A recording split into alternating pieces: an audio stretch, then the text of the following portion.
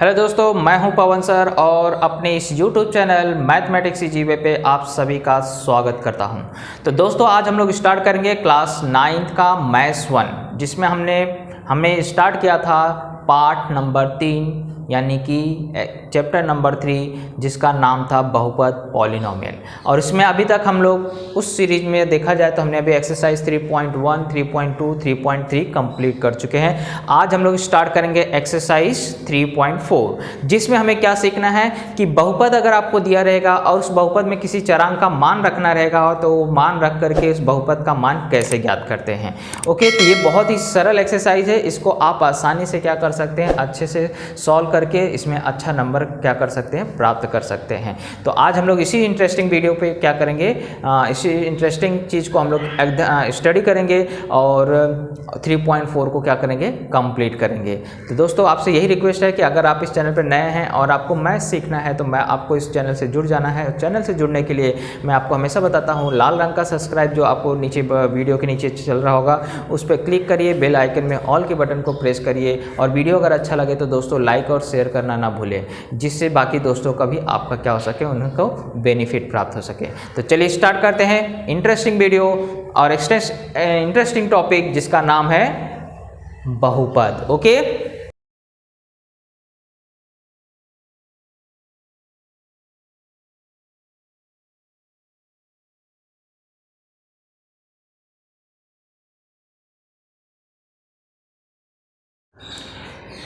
चलिए दोस्तों, पहला प्रश्न है आपको x बराबर 0 के लिए बहुपद x square minus 5x plus 5 का मान ज्ञात कीजिए।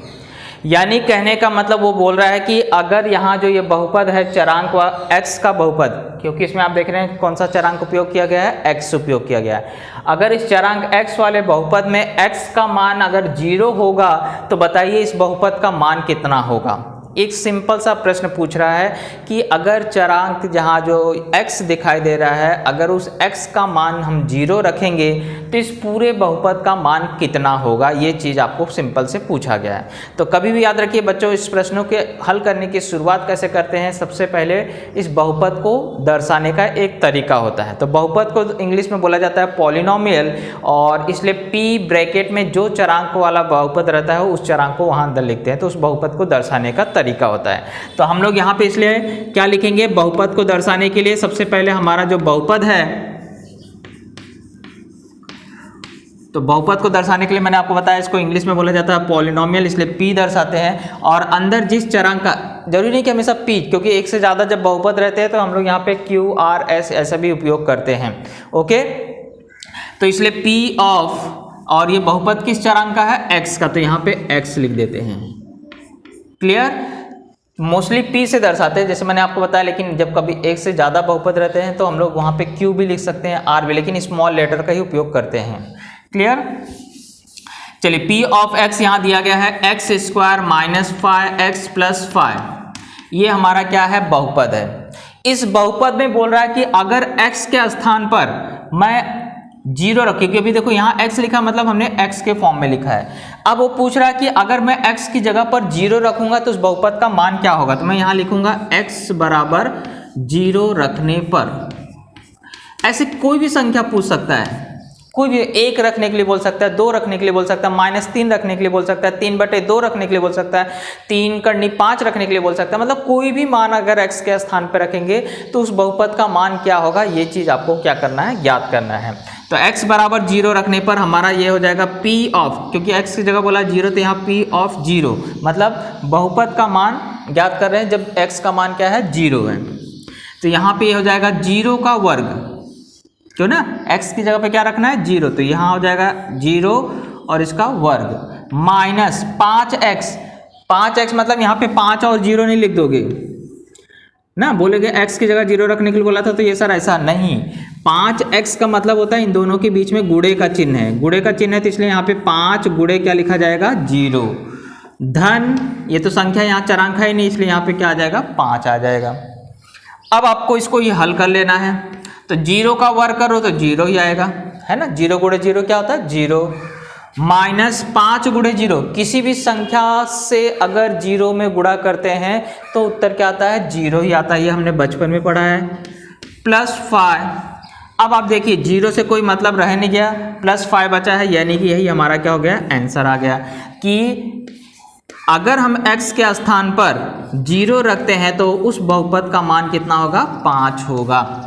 इसमें कोई भी डाउट नहीं होगा, एकदम आपको समझ में आ गया होगा, क्योंकि हमें सिर्फ चरांक की जगह वह संख्या रखना है जो प्रश्न में बोला गया है और हल करके ज्ञात करना है। क्लियर? तो पहला प्रश्न लिख लीजिए, चलते हैं सेकंड प्रश्न की तरफ।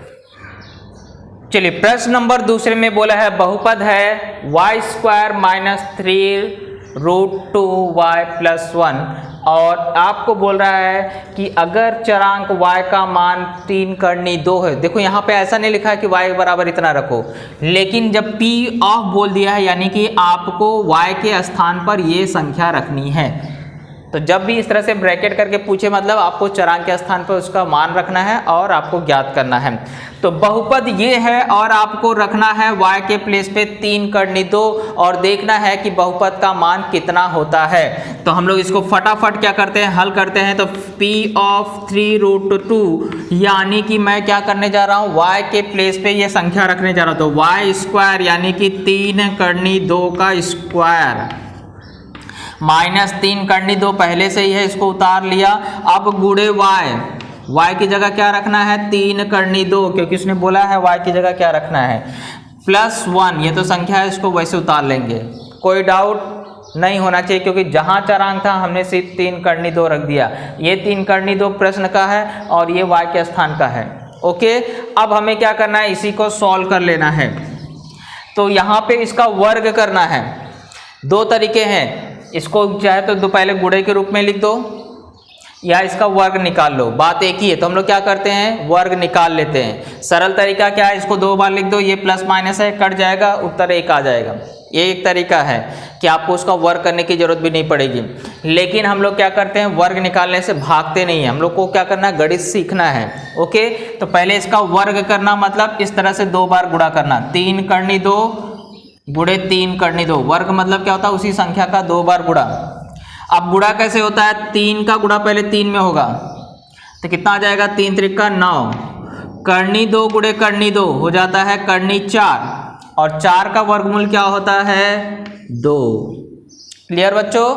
तो इसलिए 9 दूनी कितना हो जाएगा, 18। कभी भी याद रखिए, सेम संख्या का अगर गुणा होता है करनी के अंदर, करनी के संख्या कोटि सब कुछ समान है, वही संख्या भी है, और उसका अगर आप गुणा करते हैं तो करनी क्या हो जाती है, हट जाती है। क्लियर? तो यहाँ पे हमारा इसका देखो मैंने यहाँ गुणा करके बता दिया है कि कितना आएगा, 18 माइनस ये भी तो वही चीज है, 3 करनी 2 गुणे करनी 2, यानी कि फिर से क्या आ जाएगा, 18 धन 1। अब आप बताइए, 18 ये है प्लस में और ये 18 है माइनस में, अलग अलग चिन्ह होता है तो क्या करते हैं, घटा देते हैं। यस सर, आपने बताया था, हमने घटाया तो 18 में से 18 जाएगा तो कितना आ जाएगा, 0 आ जाएगा। सर वेरी गुड, 0 + 1 जा 1, 0 + 1 है, 1 + 0 कितना होता है, 1 होता है। आपका आंसर आ चुका है। यस सर, लिख दीजिए, डरते क्यों हो फिर, इसमें कोई डाउट था नहीं होगा, अगर होगा तो कमेंट बॉक्स में जरूर पूछ लीजिएगा। ओके, चलिए इसको लिख लीजिए। इसके बाद बढ़ते हैं अगले प्रश्न की तरफ। चलिए, क्वेश्चन नंबर 3 में बोला है बहुपद है चरांक m का और ये बहुपद लिखा गया है। इसमें बोल रहा है कि अगर मैं एक बार a रखूं और एक बार -a रखूं और दोनों को जोड़ूं तो उसका मान कितना होगा, यानी कि p of a + p of -a का वैल्यू आपको पूछा है। a मतलब आप यहाँ पे चरांक m था, अब सिर्फ चरांक क्या कर देना है, a कर देना है। एक बार a रखना है और एक बार -a रखना है, तो -a रखेंगे तो चिन्ह तो क्या होगा, बदलेगा नहीं। तो a रखने से क्या होगा, सिर्फ m जहाँ है वहाँ a आ जाएगा, उससे कोई बदलाव आने वाला नहीं है। सिर्फ अक्षर तो बदलने के लिए बोल रहा है, संख्या होती है तो गुणा भाग होता था, लेकिन सिर्फ वो अक्षर बदलने की बोल रहा है कि m की जगह अगर मैं a रखूँगा तो क्या होगा और -a रखूँगा तो क्या होगा। -a रखोगे तो जाहिर सी बात है चिन्ह क्या हो जाएंगे, बदल जाएंगे। चलिए देखते हैं। तो हम लोग p of a plus p of -a ज्ञात करने जा रहे हैं। तो सबसे पहले a रखने जा रहे हैं, पूरे बहुपद में m की जगह a रखेंगे तो क्या हो जाएगा, देखो a³ है ना, प्लस 2m² यानी कि a का स्क्वायर आ जाएगा, माइनस m बोला है मतलब फिर से यहाँ a आ जाएगा, प्लस 10। a रखने पे कोई भी चिन्ह नहीं बदलेगा क्योंकि वो प्लस में था, सिर्फ m जहाँ था वहाँ a आ गया। लेकिन जब हम लोग देखो आगे बोला है प्लस, तो प्लस लगा दिया। अब p ऑफ माइनस a बोल रहा है, मतलब m के स्थान पे माइनस a रखो, तो फिर से वहीं रखना स्टार्ट करेंगे, लेकिन माइनस a, तो यहाँ पे क्या हो जाएगा माइनस a का क्यूब। ब्रैकेट क्यों लगाया, क्योंकि मैंने बताया चिन्ह माइनस में, इसलिए ब्रैकेट लगाना जरूरी है। प्लस 2 गुणे m स्क्वायर यानी कि माइनस a का स्क्वायर, माइनस फिर देखो यहाँ पे माइनस a प्लस कितना आ जाएगा 10। क्लियर। अब इसी को हम लोग क्या करेंगे, सॉल्व करेंगे। तो यहाँ आ गया आपका a cube plus 2a square minus a plus 10, ये तो वैसे उतर गया। अब आप जानते हैं किसी भी संख्या का घन करो तो चिन्ह नहीं बदलता, माइनस का माइनस में आएगा, प्लस का प्लस में आएगा, है ना। कैसे सर, माइनस a गुणे माइनस a गुणे माइनस a, घन मतलब 3 बार गुणा, तो इसका और इसका गुणा हुआ तो क्या हो गया a स्क्वायर आ गया, फिर गुणे माइनस a, तो ये क्यूब हो जाएगा क्योंकि यहाँ घात 2 यहाँ 1, टोटल 3 हो गया, लेकिन चिन्ह किसका आएगा माइनस का। इसलिए याद रखिए घन करने पे वो चिन्ह क्या हो जाता है, माइनस हो जाता है। तो माइनस a क्यूब रहेगा, तो यहाँ पे प्लस की बजाय क्या आ जाएगा माइनस a क्यूब। चलिए पहले प्लस ही रखते हैं, माइनस a क्यूब।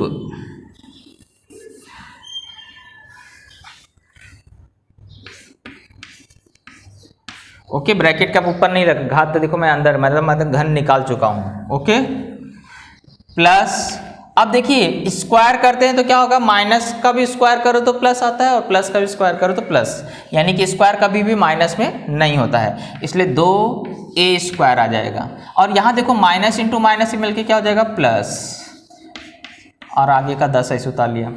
अब यही सिर्फ बदलना है, minus plus, a cube plus 2a square minus a plus 10 minus a cube plus 2a square plus a plus 10।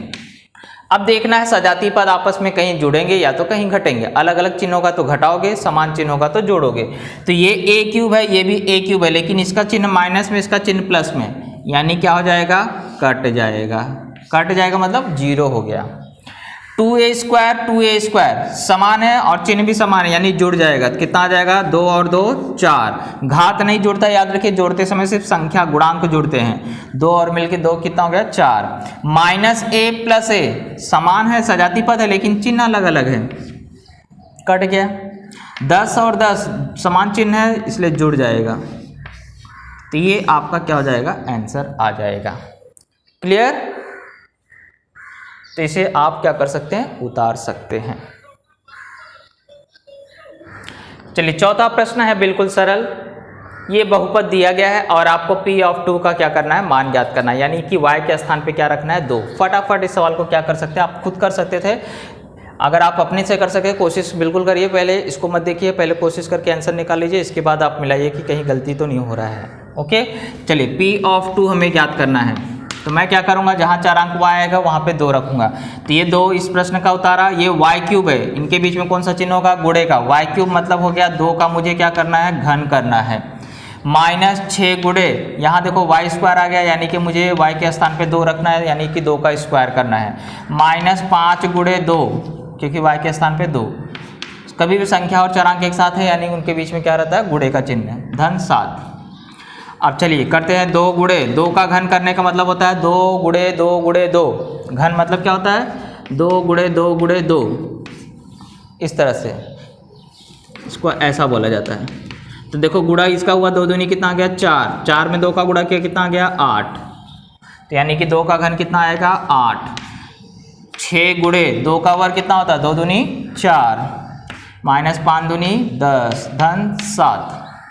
चलिए अब इसको सॉल्व करिए, 8 दूनी हो गया 16, 6 चौक हो गया 24, माइनस प्लस है तो क्या होगा घटेगा, घटेगा तो क्या आएगा 10 में 7 गया 3, अलग अलग चिन्ह है ना, घटेगा ना, तो 10 में 7 गया 3, लेकिन बड़ी संख्या किस में माइनस में, इसलिए 3 आ गया।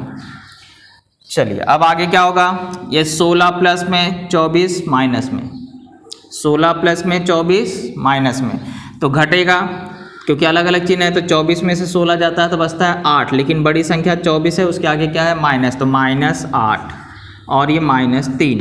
अब इनके चिन्ह समान है यानी जोड़ेंगे, तो 8 3 क्या है 11, लेकिन बड़ी संख्या का चिन्ह माइनस, इसलिए -11। तो ये जाके हमारा आंसर आया। ओके, तो इस तरह से हमारा कंप्लीट होता है एक्सरसाइज 3.4b। आई होप आपको वीडियो बहुत अच्छा लगा होगा और आपको समझ में भी आया होगा। तो दोस्तों के साथ शेयर ना करना भूलिए और चैनल पर नए तो दोस्त सब्सक्राइब करना ना भूलिए। चलिए मिलते हैं अगले वीडियो में, तब तक के लिए जय हिंद, जय महाराष्ट्र।